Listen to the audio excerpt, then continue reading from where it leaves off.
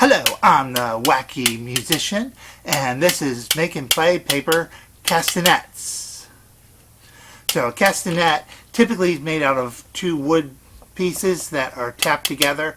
They're usually strung in a way and cut in a way that they're naturally spring open like this paper one does.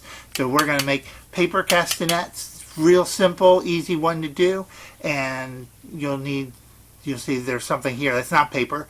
Got a little kind of marble here, but there's different things you can use for that, and we'll talk about that as we build. So let's get started. Alright, so what you will need, you're going to need 3 sheets of paper, and to make it easier you can print out the templates I've made, which will be, there'll be a link here and a link in the description of the video. The template will give you 2 pages, one that looks like that and one that looks like that, page 1 and page 2, and they have all the fold lines for the folding you need.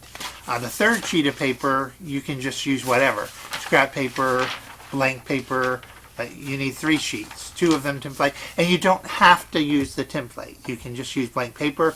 I'm going to show you where to make all the folds. The template just makes it easier. So you need 3 sheets of paper. Colored pencils, optional, but if you want any color, you need something to color with. Crowns will work too. I do not advise markers as they tend to make the paper wet and flimsy. And you will need tape, always. I use Scotch tape. And you will need something to make the tapping noise, which what I'm using, these are called what? Glass gems. These came from the Dollar Tree. I am not supported by the Dollar Tree. I just get a lot of stuff there. But these are like little half marbles. They're flat on one end, round on the other. They work good for making the tapping noise. But you can use anything that'll make the tapping noise. Buttons work. Anything that when you hit them together will make a tap and is not too big. So you hear they make a tapping noise when they hit together. So you can find whatever you have lying around that'll do that. I say buttons will work. These work great. You can get them at the Dollar Tree and probably other places as well. So let's move on. So that's it. That's all we need to make this. We're done. No, we're not done. That was just the materials list. Let's get going. So first, let's color. So if you're using the template, where'd it go? Can't get my finger on it. It's running from me. Alright, you're using the template.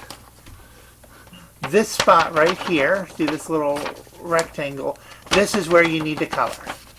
If you're not using the template, just take a blank sheet of paper, find the middle, I'm pointing on the wrong side, find the middle, and you can do that by going ahead and folding in half if you want. And then on this side, which with the paper facing away from me is the left, if I was looking at it, it would be the right side.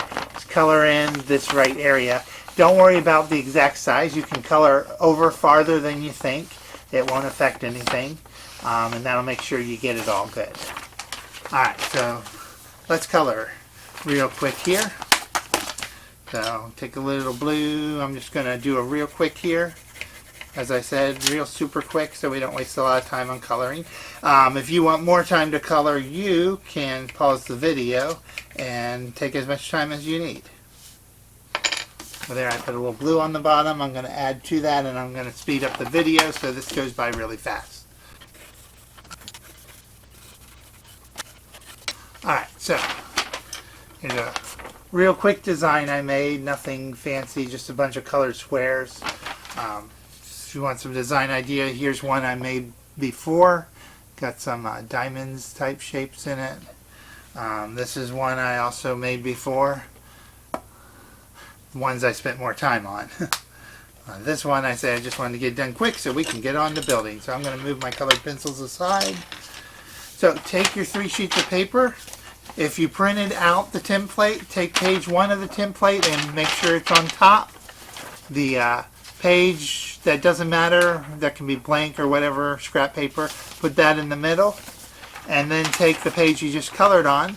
Look at the text to see which way's forward, which way the text is correct, and you want to make sure it's that way as well as the template one, so that, and you want to put that so you can see it, so that if I flip around like this, I see template 1 and I can read it. It's not upside down. I see template 2. I can read it. It's not upside down. I bounce them all together. Bouncy, bouncy, bouncy.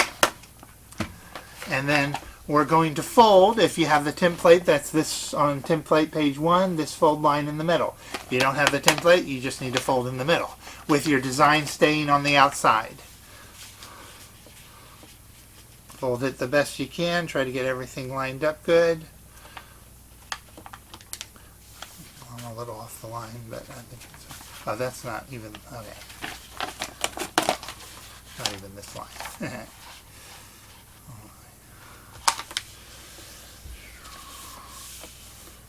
Alright, so we now have the paper folded in half with the design on one side and the other side either blank or whatever, or has the template instructions.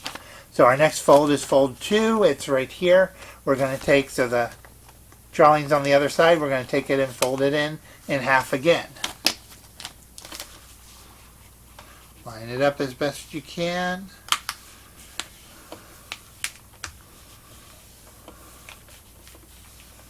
So now we have the design and half a page. Sorry, I always forget the way the camera's set. It's opposite. So when I'm here, I feel like I'm on the opposite side than the camera's showing. So I point the wrong thing. Anyways, we have the design here and then a white piece here. If you're using a template, there's some instructions there. And then the back is either blank or has that line if you're using the template. Now we're going to put some tape on the edge here. Try and keep things from sliding as we do more folding. So I would take 2 pieces of tape, one up towards the top, and we're on the edge. The fold is here. This is the edge where it opens, and we're going to close that by putting tape over it. And one at the bottom. The same thing, but at the bottom. So one here, one here. I'm also going to do one here and one here, just to make sure things stay good. So, to clarify, I'm putting the tape on the colored part and then wrapping it around to the back, making it as tight as I can. We're just trying to prevent the paper from sliding so we don't get a bunch of white instead of our design. Alright, so that's somewhat optional. You don't really have to do that, but it helps keep things clean. So now we've got our final fold here. Well, not exactly our final, but we got our next fold here anyways. Fold, what, 3? Yeah. And we're going to fold this in half on the long ways, bending away so that the color stays on top. Fold it in half.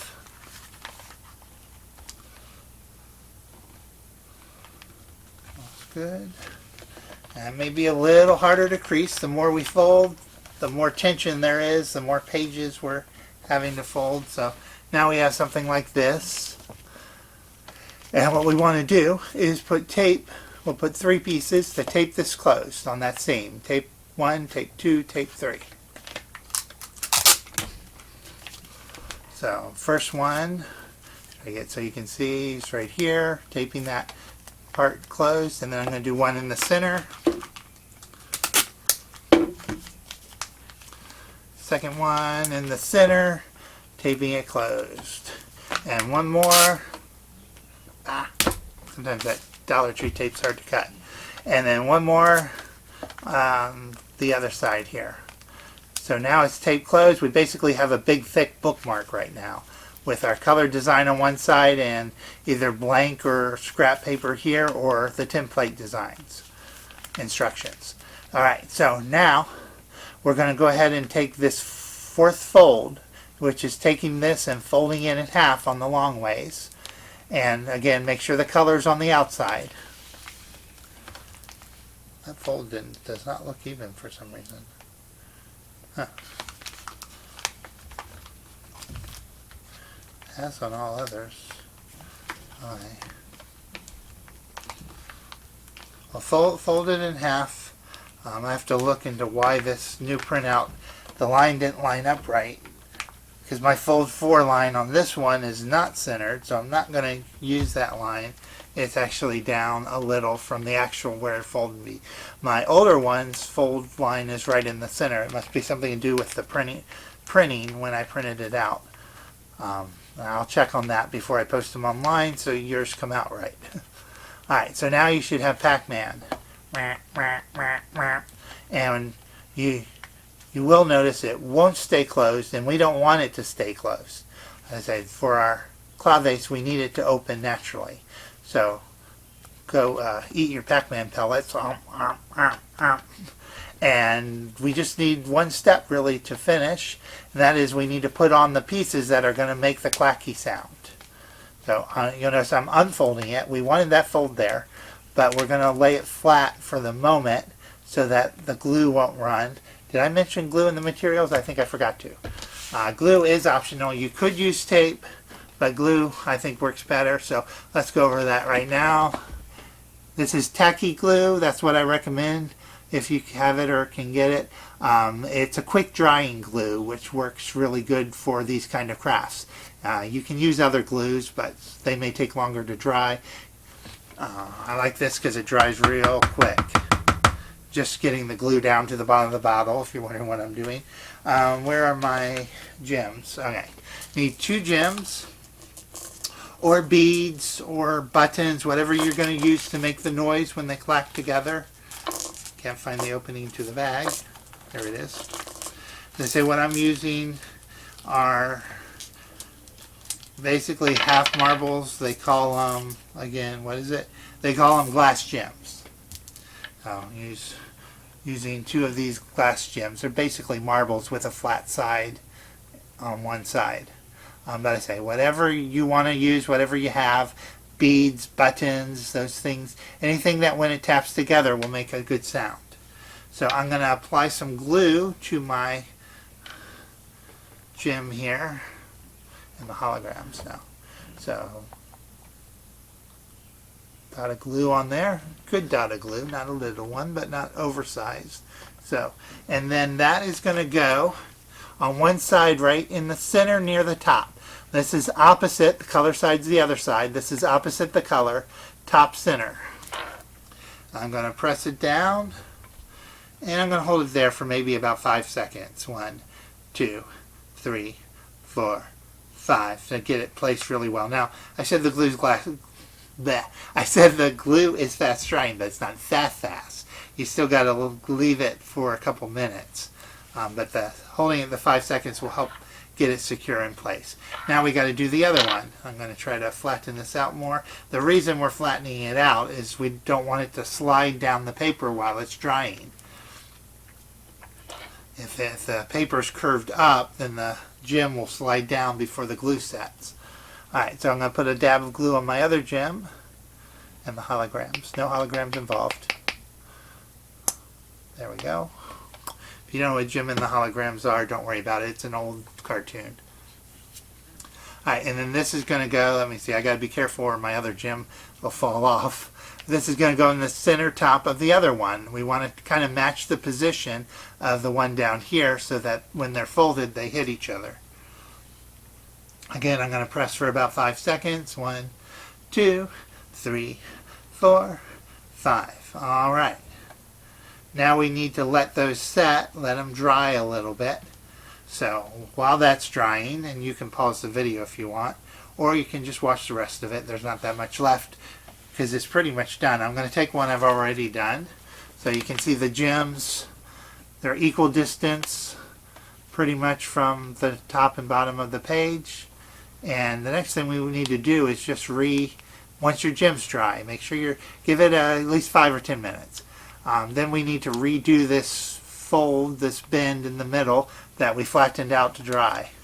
So I'm going to redo that. So we're back in a Pac-Man shape, and so it does force its way up. We do want it to force its way up. It should naturally come up, and then we put it in between our thumb and pointer finger to push them together. And that's pretty much it. That's your paper claves. And most people who play claves, typically you have 2 claves.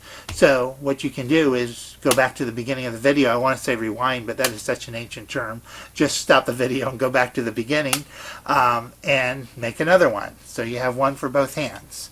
So this is another one I've made before. The one we just made is drying, and you should keep yours drying for at least 5 to 10 minutes. But now I have one for each hand.